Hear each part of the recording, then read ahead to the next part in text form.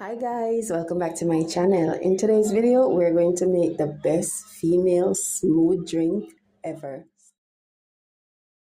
So first thing I'm going to do is to wash my pumpkin, remove the seeds, cut off the skin. I'm going to add 2 cups of water to a pot. I'm going to add a half teaspoon of salt, and I'm going to dice my pumpkin into pieces or cubes.